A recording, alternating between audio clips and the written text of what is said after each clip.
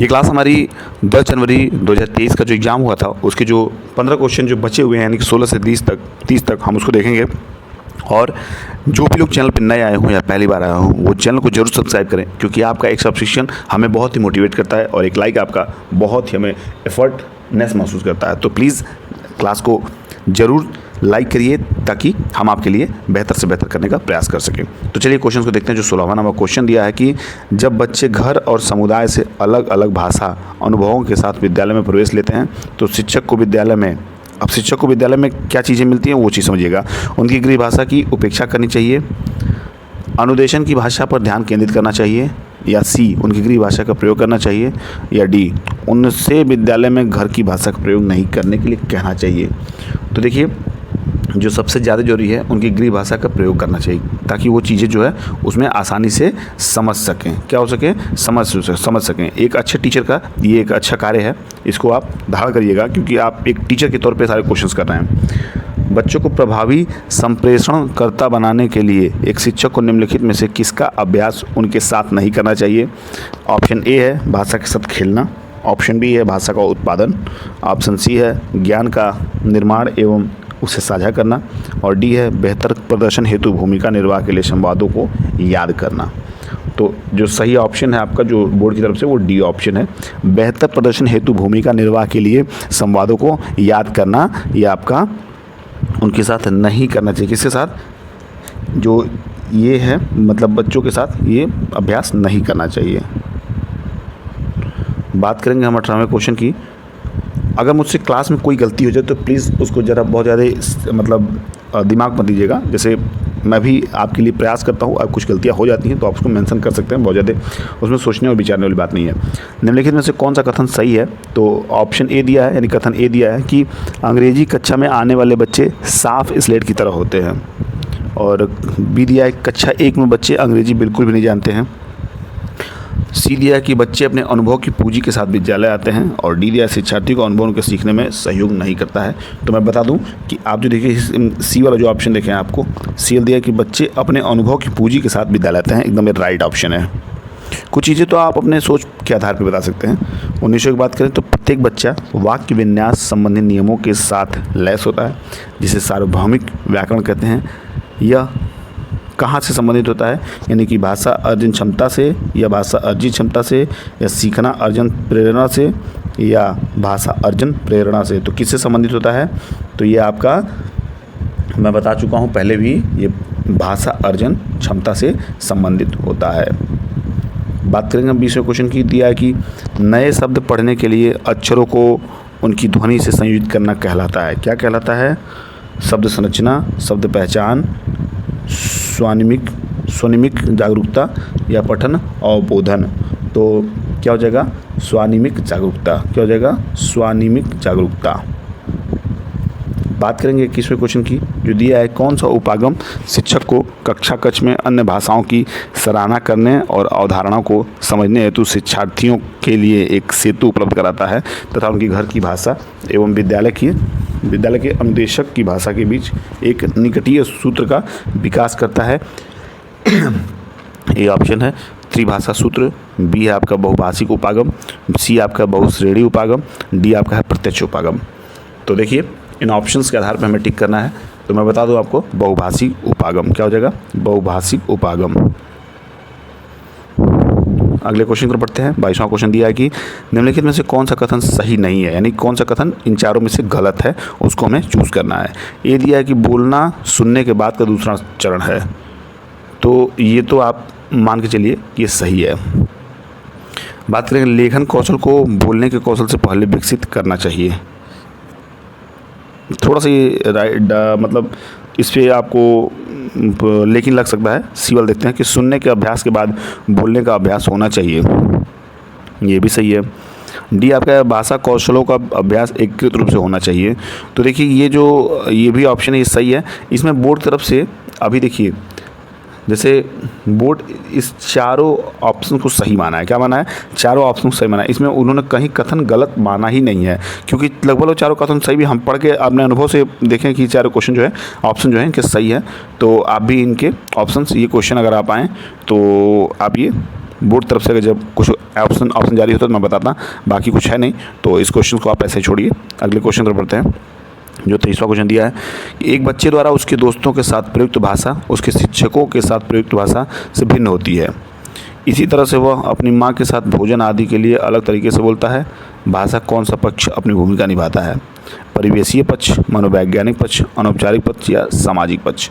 तो देखिए, जो सामाजिक पक्ष है ये यहाँ पे अपना रोल जो है वो अदा करता है, यानी भूमिका निभाता है। बात करेंगे हम 24वें क्वेश्चन की, जो दिया है कि एक शिक्षिका पहले अपने शिक्षार्थियों को काल के नियम स्पष्ट करती है, फिर उसके बाद उन्हें वर्तमान काल, भूतकाल, भविष्य काल पर आधारित वाक्य बनाने के लिए कहती है। वे देखिए, यहाँ वे के बाद आपको यहाँ पे देखने को मिलेगा खाली जगह डैश। वे किसका अनुगमन कर रही है? निगमन उपागम, आगमन उपागम, स्थितिपरक उपागम या संचारात्मक उपागम? तो क्या सही हो जाएगा? यहाँ पे देखिए आप, जो निगमन उपागम है यहाँ पे भरा जाएगा इस खाली स्थान पे, निगमन उपागम।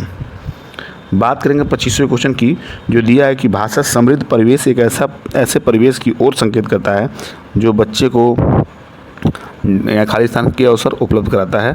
देखिए, ए ऑप्शन दिया कि देखने, ध्यान देने और भाषा का प्रयोग करने। बी आपका है भाषा ह्रास से उबरने, भाषा ह्रास, ये ह्रास है, से उबरने। सी आपका है उन वाक्यों का निर्माण करने के जो उसने पहले कभी नहीं की सुने। और डी आपका कक्षा कक्ष से परे जाकर सीखने। तो इन सभी के आधार पर अगर हम देखें तो आपका पहला ऑप्शन जो है यहाँ पे सही हो जाएगा, देखने, ध्यान देने और भाषा का प्रयोग करने। 26वां क्वेश्चन देखेंगे हम। 26वां क्वेश्चन हमारा कहता है कि निम्नलिखित में से कौन सा कथन सत्य नहीं है? देखिए क्वेश्चन भी आगे आपका 4 में से कौन सा एक गलत है। ए आपका आकलन बच्चे की खूबियों, आवश्यकताओं, रुचियों और प्राथमिकताओं की पहचान करने में मदद करता है। बी आपका है आकलन बच्चे के निष्पादन की संभावनाओं को बढ़ाता है और मध्यवर्तन के माध्यम से आधारभूत सहयोग प्रदान करता है। सी आपका है आकलन शिक्षार्थियों के निष्पादन का कक्षा में परस्पर एक दूसरे के साथ तुलना करने में मदद करता है। और डी आपका है आकलन सीखने संबंधी रिक्तियों और सीखने संबंधी कठिनाइयों की शुरुआत पहचान करने में मदद करता है। तो इन सभी का ऑप्शन पर आधार पे सी वाला ऑप्शन देखिए, ये बोर्ड तरफ से इसे गलत माना गया है। क्या है इसमें गलत, उसको पढ़ते हैं। आकलन शिक्षार्थियों के निष्पादन का कक्षा में परस्पर एक दूसरे के साथ तुलना करने में मदद करता है। तो बिल्कुल ये गलत ऑप्शन है। क्या है? बिल्कुल ये गलत ऑप्शन है, ये नहीं होता है। 27 नंबर की बात करेंगे। दिया है कि निम्नलिखित में से कौन सा संप्रेषण परक भाषा शिक्षण पद्धति के बारे में सत्य नहीं है? तो ए आपका है यह शिक्षार्थियों को जीवन की वास्तविक स्थितियों का सामना करने के लिए बढ़ावा देती है। बी आपका है वर्तनी एवं व्याकरणिक त्रुटियों को कम करने पर केंद्रित है। सी आपका है यह शिक्षार्थियों को अर्थपूर्ण एवं प्रमाणिक संप्रेषण परक क्रियाकलापों के लिए तैयार करती है। डी आपका है यह लक्ष्य भाषा में अर्थपूर्ण तरीकों से संप्रेषण करने हेतु भाषा प्रयोग पर बल देती है। तो देखिए, इन सभी के आधार पे जो बी ऑप्शन है ये आपका बोर्ड तरफ से इसको गलत माना गया इसमें, यानी कि ये ऑप्शन जो है ये कथन है, ये रॉन्ग है। वर्तनी एवं व्याकरणिक त्रुटियों को कम करने पर केंद्रित है। अब बात करेंगे 28वें क्वेश्चन की, जो दिया है एक शिक्षक शिक्षार्थियों के मौखिक अभिव्यक्ति के विकास के समय उनसे कहते हैं कि हमें बोलते समय कुछ महत्वपूर्ण कारक रखने चाहिए। जब हम किसी से बोलते हैं तो हमारे शब्दों के चयन को प्रभावित करने वाले कारक हैं। ए ऑप्शन आपका है संदर्भ, यानी बी कथन है वातावरण। सी आपका वह व्यक्ति जिससे हम बोल रहे हैं और डी आपका अभिप्रेरणा। तो इन चारों के आधार पे हम देखेंगे अपने बी वाले ऑप्शन को, यानी कि फर्स्ट, थर्ड और फोर्थ। यहाँ पे फर्स्ट ऑब्लिक हो जाएगा, फर्स्ट, थर्ड और फोर्थ। क्या हो जाएगा? फर्स्ट, थर्ड और फोर्थ। तो देखिए फर्स्ट, थर्ड, फोर्थ अगर आपका है तो समझिए उसको। फर्स्ट में क्या दिया है? संदर्भ, और थर्ड में दिया है कि वह व्यक्ति, फर्स्ट ऐसे मैं कर दे रहा हूँ, थर्ड ऐसे कर दे रहा हूँ और फोर्थ ऐसे कर दे रहा हूँ, डी। बात करें वातावरण के, वातावरण इसमें नहीं रहेगा। 29वें क्वेश्चन को देखेंगे कि उपचारात्मक शिक्षण उन शिक्षार्थियों के लिए है जो या जिन्हें प्रकरण को नहीं समझ सकते हैं अथवा समस्या का सामना करते हैं। बी आपके कक्षा में शामिल होने में अनियमित है। सी आपका है सीखने संबंधी अक्षमता है। और डी आपका है लक्ष्य भाषा में निपुण है। तो क्या सही हो जाएगा?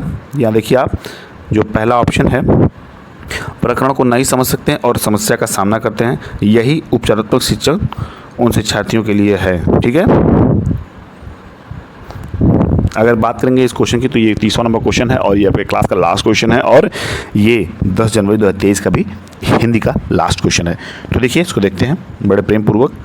दिया है कि अगर आपकी कक्षा में एक शिक्षार्थी दृष्टिबाधित है, दिव्यांग है, तो भाषा शिक्षक के रूप में आप क्या करेंगे। तो ये बहुत जरूरी है कि आप अपने भाषा शिक्षक होने के आधार पर आप इस क्वेश्चन करें। बच्चे को काम करते हुए उसे सहयोग प्रदान करेंगे। बी है पाठ्य वस्तु को सुनने और पढ़ने के लिए ब्रेल किताब और श्रव्य सहायता उपलब्ध कराएंगे। डी आपका है उसकी मदद करने के लिए समवयस्क समूह को अधिकतर अवसर देंगे। और डी आपका है उसके काम को पूरा करने के लिए उसकी मदद, देखिए क्या दिया डी ऑप्शन, उसके माता पिता की जिम्मेदारी निर्धारित की जाएगी। क्या दीजिए उसके माता पिता, तो उसके माता पिता क्यों उसके जिम्मेदार होंगे, ये तो नहीं है, सही है। और बात करेंगे ए वाले ऑप्शन की सहयोग इसमें आप कैसे प्रदान कर पाएंगे, नहीं कर पाएंगे। तो जो बी वाला ऑप्शन है इसको समझिएगा। पाठ्य पुस्तक को, देखिए बी वाला ऑप्शन को मैं टिक कर रहा हूँ, पाठ्य पुस्तक को सुनने और पढ़ने के लिए ब्रेल किताब और श्रव्य सहायता उपलब्ध कराएंगे। तो बिल्कुल ये पढ़ने के लिए जब आप दृष्टिबाधित हैं तो ब्रेल किताब की ही यूज करें। क्या करेंगे, ब्रेल, जहाँ भी ऑप्शन में ब्रेल किताब आपको यूज मिले ऐसे क्वेश्चंस के लिए, दृष्टिबाधित के लिए, उससे आप टिक करेंगे और वो सही रहेगा। तो चलिए ये क्लास यही समाप्त होती है, ये क्वेश्चंस यही समाप्त होते हैं और मुझे उम्मीद है ये क्लास आपको अच्छा लगा होगा, बेहद अच्छा लगा होगा। तो इसी उम्मीद के साथ फिर आपसे विदा लेने का वक्त आ गया है कि आप जहाँ भी होंगे स्वस्थ होंगे, पढ़ रहे होंगे, मस्त होंगे। तो अगली क्लास में मिलते हैं, तब तक के लिए बाय बाय, टेक केयर।